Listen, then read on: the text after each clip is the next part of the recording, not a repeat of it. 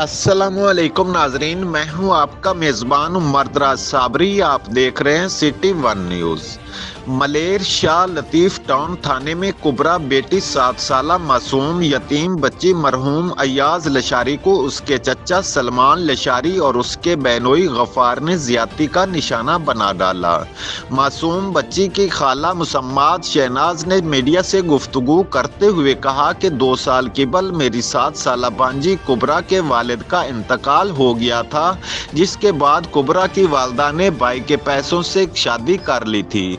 मैं अपनी बांजी को अपने पास रखती थी और उसे अपने बच्चों की तरह रखा हुआ था। 6 माह क़बल मेरे चचा सलमान ने मेरी मासूम बांजी को ज़बरदस्ती मुझसे छीनकर अपने पास रखा और जिस पर तशद्दुद के निशानात हैं।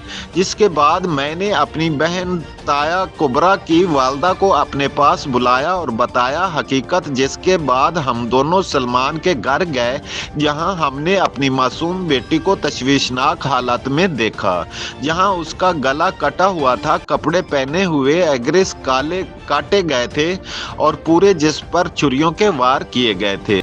जहां मासूम बच्ची ने रोते हुए बताया कि मेरे चचा सलमान और बाबी गफ्फार ने मेरे कपड़े उतारकर छुरियों के वार करके ज्यादती की है।